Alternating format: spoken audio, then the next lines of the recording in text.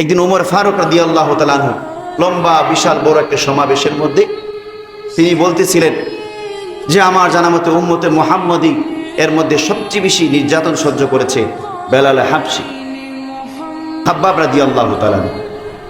তিনি তখন বললেন যে ওমর ফারুক, আপনি বেলাল হাবশীর নামটা উচ্চারণ করলেন, বেলাল হাবশীর কথা বললেন, আপনি আমার নামটা বললেন না। ওমর ফারুক বললেন, ভাই তুমি কতটুকু নির্যাতিত হয়েছো এটা তো আমার জানা নাই, আমি কি বলবো।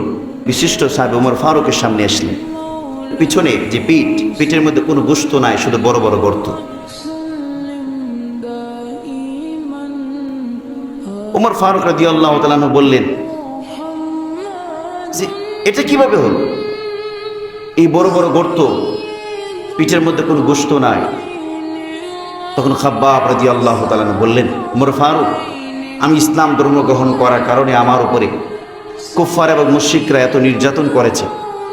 জ্বলন্ত আঙ্গার তারা জ্বালিয়ে এরপর এটার মধ্যে যখন আগুন থাকতো, তাপ থাকতো, তো তখন জ্বলন্ত আঙ্গারের উপরে আমার তারা শোয়াই দিত। যখন আমার পিঠ থেকে যখন গুস্ত গলতো, যখন চর্বি গলে যেত, এর পোড়ার আওয়াজ তখন আমি শুনতে পাইতাম, আমি বেহুশ হয়ে যেতাম। এরপরে আমার ফালায় রাখত। আবার যখন ঘুষে আসতাম তখন তারা আবার আমাকে নিয়ে যেত, আমার উপর আবার জ্বলন্ত আঙ্গার তারা জ্বালিয়ে এরপর এটার যখন প্রচন্ড তাপ যখন আঙ্গারে থাকে, তখন তারা আবার এই জ্বলন্ত আঙ্গার আমার আবার শোয়া দিত। এভাবে আমার গুস্ত এবং আমার চর্বিগুলো তারা গড়ায় ফেলছে।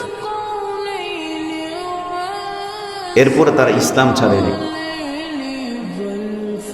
দিন ছাড়ে নাই, নামাজ ছাড়ে নাই, পর্দা ছাড়ে নাই, হালাল রিজিক তারা ছাড়ে নাই। তারা মুসলমান। আর আমি সপ্তাহে একদিন নামাজ পড়ি, বছরে 2 দিন নামাজ পড়ি।